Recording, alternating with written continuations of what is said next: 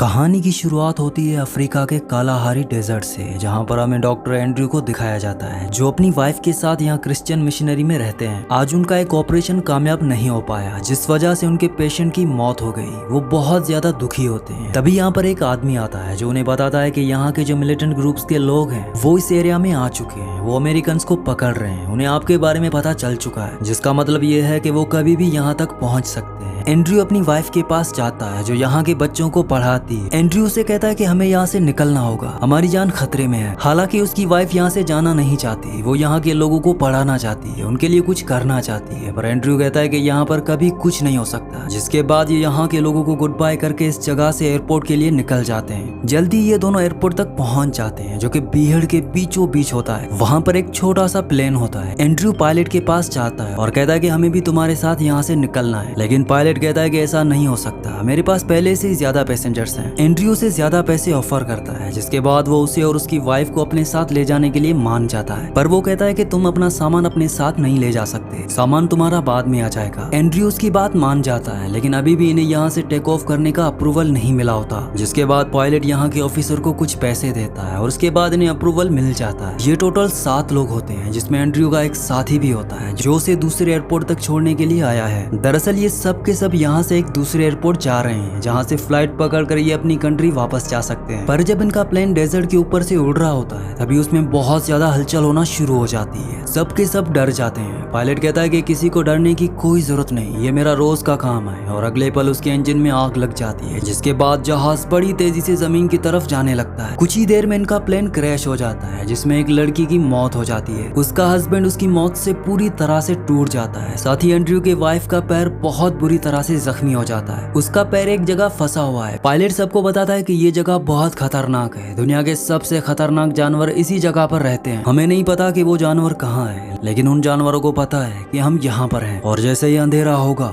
वो हमारे ऊपर हमला कर सकते हैं। इसीलिए हमें यहाँ से जल्द निकलना होगा। पास ही में एक गाँव है, अगर हम उस गाँव तक पहुँच जाएं तो हम अपनी जान बचा सकते हैं। लेकिन एंड्रयू यहाँ से नहीं जा सकता क्योंकि उसकी वाइफ का पैर बहुत बुरी तरह से जख्मी है, वो चल नहीं सकती। लेकिन अब इनके जो साथी हैं उन्हें यहाँ से निकलना होगा, क्योंकि जैसे ही रात होगी तो मौसम थोड़ा ठंडा होगा और जानवर शिकार करने के लिए निकलेंगे। सबसे पहले ये उस लेडी की लाश को यहाँ पर दफना देते हैं ताकि जानवर उसे ना खाएं। एंड्रयू अपने साथी से कहता है कि एक बार अगर तुम गांव तक पहुंच गए तो हमारी मदद जरूर भेजना, हम तुम्हारा इंतजार करेंगे। इसके बाद ये चारों के चारों लोग डिस्कशन करते हैं कि इन्हें किस तरफ जाना चाहिए। दरअसल गाँव यहाँ से 20 किलोमीटर की दूरी पर है। एक आदमी कहता है कि हमें साउथ ईस्ट की तरफ जाना चाहिए, गाँव उसी तरफ है। पर पायलट कहता है कि साउथ ईस्ट नहीं, वो साउथ वेस्ट की तरफ है और मेरे पास गन है। जो अपनी जान बचाना चाहता है वो मेरे साथ आए। वीडियो में आगे बढ़ने से पहले आप सबसे रिक्वेस्ट है कि मेरे 99% व्यूवर्स वीडियो तो देखते हैं लेकिन चैनल को सब्सक्राइब नहीं करते और ना ही वीडियो को लाइक करते हैं। तो आप सबसे रिक्वेस्ट है कि चैनल को सब्सक्राइब और वीडियो को लाइक लाजमी से कर दिया करें। इसके बाद सबको उसके साथ जाना पड़ता है और अब इस खतरनाक डेजर्ट में ये सब के सब गाँव की तरफ निकल पड़ते हैं। पर कई घंटों तक चलने के बाद भी दूर दूर तक कोई गाँव कहीं नहीं दिखता। ये सब बहुत ज्यादा थक चुके हैं, गर्मी की वजह से बहुत प्यासे भी होते हैं। पायलट के पास थोड़ा सा पानी होता है, ये सब मिलकर उस पानी को पीते हैं। इनके सामने एक चट्टान होती है। पायलट का मानना यह है कि चट्टान की दूसरी तरफ इन्हें गांव जरूर दिखेगा। ये लोग किसी तरह से चट्टान के ऊपर चढ़ते हैं, लेकिन वहां से देखते हैं कि गांव का कहीं कोई नामो निशान नहीं है। इनके सामने बहुत बड़ा रेगिस्तान होता है, जिस तरफ जाने का मतलब है मौत। अब वो आदमी जिसने कहा था कि साउथ ईस्ट की तरफ जाना चाहिए, वो पायलट से उसकी गन छीन लेता है और कहता है कि मैंने पहले तुम सबको समझाया था कि हम जिस डायरेक्शन की तरफ जा रहे हैं वो गलत है, हमें साउथ ईस्ट की तरफ जाना चाहिए था और अब हम उसी तरफ जाएंगे। लेकिन जो बाकी के लोग होते हैं वो ये कहते हैं कि हमें वापस प्लेन की तरफ जाना चाहिए क्योंकि वो एक सेफ जगह है। वहां पहुंचने के बाद हम दूसरी डायरेक्शन में जाएंगे ताकि हम जल्द गांव तक पहुंच सकें। लेकिन वो आदमी जिसने गन छीनी होती है वो अपने सफर अपनी डायरेक्शन की तरफ आगे बढ़ जाता है। ये सब के सब प्लेन की तरफ बढ़ना शुरू कर देते हैं। ये बहुत ज्यादा थके हुए हैं, लेकिन किसी तरह से जल्दी ये प्लेन तक पहुंच जाते हैं। पर ना तो वहाँ पर एंड्रयू होता है और ना ही उसकी वाइफ। चारों तरफ सिर्फ खून ही होता है। साथ ही प्लेन के ऊपर शेर के पंजों के निशान होते हैं। ये लोग समझ जाते हैं कि शेर ने उनके ऊपर हमला किया है और उन दोनों को मार दिया है। ये लोग बहुत ज्यादा डर जाते हैं क्योंकि शेर यहाँ पर दोबारा भी आ सकता है। अपनी जान बचाने के लिए वहाँ से थोड़ा आगे की तरफ बढ़ते हैं और तभी वहाँ पर एंड्रयू आता है जो पायलट को पकड़कर नीचे गिरा देता है। वो बहुत ज्यादा गुस्से में होता है। वो चीख चीख कर कह रहा होता है कि आज हम यहाँ पर तुम्हारी वजह से फंसे हैं, तुम एक लालची इंसान हो, तुमने पैसों के लालच में प्लेन को ओवर ओवरलोड किया और उसमें अपना बहुत सारा पर्सनल सामान भरा, जिस वजह से प्लेन क्रैश हो गया और मेरी वाइफ जख्मी हो गई और शेर ने उसके ऊपर हमला करके उसे मार दिया। उसके मौत के जिम्मेदार सिर्फ तुम हो।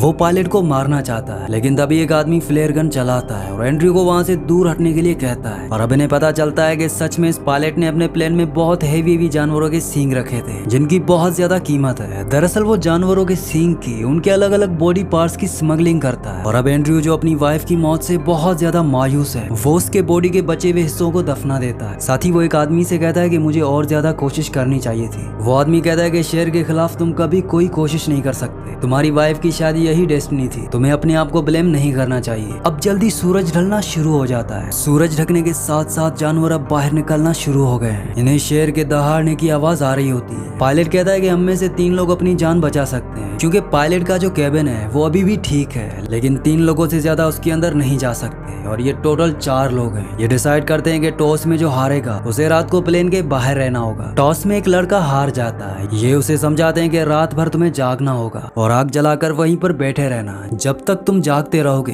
तब तक आग जलती रहेगी, कोई तुम्हारे ऊपर हमला नहीं करेगा। एंड्रयू, पायलट और एक आदमी, मतलब कि वो तीनों के तीनों पायलट के केबिन के अंदर चले जाते हैं। धीरे धीरे कई घंटे गुजर जाते हैं। पायलट बाहर आता है। वो देखता है कि आग बुझने वाली है और वो लड़का सो रहा है, जिसके बाद वो उसे जगाता है और कहता है कि आग को बुझने मत देना, क्योंकि अगर आग बुझ गई तो शेर या कोई दूसरा जानवर आकर तुम्हें मार देगा, क्योंकि उन्हें पता है कि हम यहीं पर हैं, वो हमारे आसपास ही हैं। वो लड़का जाग जाता है। वो आग को बढ़ा देता है। पायलट वापस अपने कैबिन में आ जाता है। दूसरी तरफ हमें इनके एक साथी को दिखाया जाता है, जो अकेला ही गांव की तरफ निकल पड़ा था। उसके पास गन है, लेकिन चारों तरफ अंधेरा है। उसे शेरों की आवाज आ रही होती है। हालांकि वो अंधेरे में कई बार गोलियां भी चलाता है, लेकिन उसका कोई फायदा नहीं होता। गोलियों की आवाज एंड्रयू और उसके दूसरे साथी सुनते हैं, जो तीनों के तीनों पायलट के केबिन के अंदर है। वो समझ जाते हैं कि शेरों ने उनके साथी को मार दिया है। वहीं बाहर हमें उस लड़के को दिखाया जाता है, जो एक बार फिर से सो जाता है, जिस वजह से आग बुझ जाती है। और अब डेजर्ट के जो शेर हैं वो उनके प्लेन के चारों तरफ आकर घुर्राना शुरू कर देते हैं। एंड्रयू बाहर जाकर उस लड़के को बचाना चाहता है, इसीलिए वो प्लेन के, मतलब के केबिन के दरवाजे को खोल देता है, जिस वजह से एक शेर अंदर आने की कोशिश करता है। ये बहुत मुश्किल से दरवाजे को बंद करते हैं, पर तभी ये देखते हैं कि केबिन के अंदर एक सांप भी है, जो एंड्रयू के साथी को काट लेता है। एंड्रयू का साथी बहुत बुरी तरह से जख्मी हो चुका है। एंड्रयू प्रोफेशन से एक डॉक्टर है। वो उसके पैर को बांधकर उस जगह पर कट लगाता है जिस जगह पर सांप ने काटा होता है। उसका उस जगह से खून बाहर निकलता है, जिस वजह से जहर उसकी बॉडी में नहीं फैलता। इसी तरह ये पूरी रात इस केबिन के अंदर बिताते हैं। सुबह ये सब के सब बाहर आते हैं। एंड्रयू पूरी तरह से टूट चुका है। वो थक चुका है। उसने अपनी वाइफ को खो दिया। उसने अपने साथियों को अपनी आंखों के सामने मरते हुए देखा, इसीलिए अब वो यहाँ से कहीं नहीं जाना चाहता। पायलट कहता है कि हमें यहाँ से गाँव की तरफ जाना होगा, हमें अब सही रास्ते का पता है, लेकिन वो कहता है कि मैं कहीं नहीं जाना चाहता। जो रात को बाहर इनका साथी था, शेरों ने उसे भी मार दिया है और अब ये 3 लोग बचे हुए हैं और रात होने पर एक बार फिर से शेर इनका शिकार करने के लिए आएंगे। एंड्रयू कहता है कि तुम दोनों यहाँ से चले जाओ, अब मैं यहाँ से एक कदम भी आगे नहीं बढ़ाऊंगा। इसके बाद पायलट और एंड्रयू का साथी यहाँ से आगे बढ़ने लगते हैं। एंड्रयू के साथी का एक पैर जख्मी है, इसीलिए वो बहुत धीरे धीरे आगे बढ़ रहा होता है। तभी ये देखते हैं कि इनके सामने से एक गाड़ी आ रही है, जिसे देखकर ये दोनों के दोनों बहुत खुश हो जाते हैं और जल्दी वो गाड़ी इन तक पहुंच जाती है, जिसके अंदर से कुछ लोग बाहर निकलते हैं। ये उसी मिलिटेंट ग्रुप के लोग हैं जिनसे बचकर एंड्रयू और उसकी वाइफ और बाकी जो अमेरिकन और क्रिश्चियन लोग हैं वो अफ्रीका को छोड़कर जा रहे हैं। वो एंड्रयू को पहचान लेते हैं, इसलिए उसे गन से मारकर नीचे गिरा देते हैं, जिस पर एंड्रयू का साथी कहता है कि उसे मत मारो, वो एक अच्छा इंसान है। वो पूछते हैं कि क्या तुम इसके नौकर हो? वो कहता है कि नहीं, मैं इसके साथ काम करता हूँ, इसकी मदद करता हूँ, क्योंकि ये हम जैसे लोगों की मदद करता है, उनका इलाज करता है। ये एक डॉक्टर है। और अब ये प्लेन को चेक करते हैं, जिसमें इन्हें बहुत सारे जानवरों के हॉर्न मिलते हैं, जो देखकर वो और भी ज्यादा गुस्से में आ जाते हैं। और अब वो एंड्रयू के सर पर गन तान देता है और कहता है कि तुम हमारी कंट्री में आकर हमारे कंट्री को लूटते हो, यहाँ से चोरी करके सामान को अपनी कंट्री ले जाते हो, इसीलिए अब तुम्हें कोई नहीं बचा सकता। पर तभी पायलट कहता है कि ये हॉर्न्स उसके नहीं बल्कि मेरे हैं, ये काम मैं करता हूँ। पर इससे पहले कि ये पायलट को मारते हैं, यहाँ पर जो एंड्रयू का साथी होता है, जो खुद एक अफ्रीकन है, वो उन्हें ऐसा करने से मना करता है। वो उन्हें समझा रहा होता है, जिस वजह से उन्हें गुस्सा आता है और वो उसी को मार देते हैं। यहाँ पर अब एंड्रयू और पायलट बचे हैं, बाकी सब लोग मारे जा चुके हैं। ये जो मिलिटेंट ग्रुप के 3 लोग होते हैं, इनमें से एक कहता है कि मैं मेन ट्रक लेने जा रहा हूँ ताकि सारे सामान को अपने साथ ले जा सकूं, तुम इन दोनों का ध्यान रखना। और अब एंड्रयू को और पायलट को वहीं जमीन पर बैठा दिया जाता है। ये दोनों के दोनों मिलिटेंट ग्रुप के जो लोग हैं वो इन पर गन तान कर उनके सामने बैठे होते हैं। कई घंटे गुजर जाते हैं, जिसकी वजह से इन दोनों को नींद आ जाती है और अब पायलट समझ जाता है कि उसके पास अब आखिरी मौका है, वो अपनी जान बचा सकता है, लेकिन उसके लिए उसे इन दोनों पर हमला करके उन्हें मारना होगा। वो एक आदमी के ऊपर हमला करता है और गोली चलाकर उसे मार देता है, जिस वजह से उसका साथी उड़ जाता है। इससे पहले कि वो पायलट को गोली मारता है, एंड्रयू उसकी गन पकड़ लेता है, जिस वजह से पायलट को गोलियां नहीं लगती। इन दोनों के बीच में हाथापाई शुरू हो जाती है और इसी हाथापाई में गोली उस मिलिटेंट के आदमी को लग जाती है और उसकी मौत हो जाती है। एंड्रयू उसे बचाने की बहुत कोशिश करता है, लेकिन अब इसका कोई फायदा नहीं है। एंड्रयू और भी टूट जाता है। उसका काम लोगों की जिंदगी देना है, ना कि उन्हें मारना। पायलट उसे समझाता है और कहता है कि हमें यहाँ से निकलना होगा, मैं तुम्हें यहाँ नहीं छोड़ सकता, हम जल्दी यहाँ से बाहर निकल जाएंगे। एंड्रयू भी अब जख्मी है, लेकिन किसी तरह से पायलट उसे सहारा देकर धीरे धीरे अपने साथ यहाँ से आगे बढ़ता है। लेकिन वो बहुत ज्यादा जख्मी है, बहुत ज्यादा थका हुआ, इसीलिए एक जगह पर वो गिर जाता है और पायलट से कहता है कि अब मैं यहाँ से आगे नहीं जा सकता। पायलट कहता है कि तुम्हें यहाँ से जाना होगा, देखो सामने एक चट्टान है, मैं तुम्हें वहाँ पर छोड़कर मदद लेने के लिए यहाँ से निकल जाऊंगा। और अब वो एंड्रयू को सहारा देकर उस चट्टान तक ले जाता है, पर जब वो उस पर चढ़ रहा होता है तो वो नीचे गिर जाता है। लेकिन पायलट हार नहीं मानता, एक बार फिर से एंड्रयू को सहारा देता है और चट्टान के ऊपर ले आता है। यहाँ से वो देखता है कि गाँव यहाँ से कुछ ही दूरी पर है। दरअसल अगर पहले ये इस डायरेक्शन की तरफ आए होते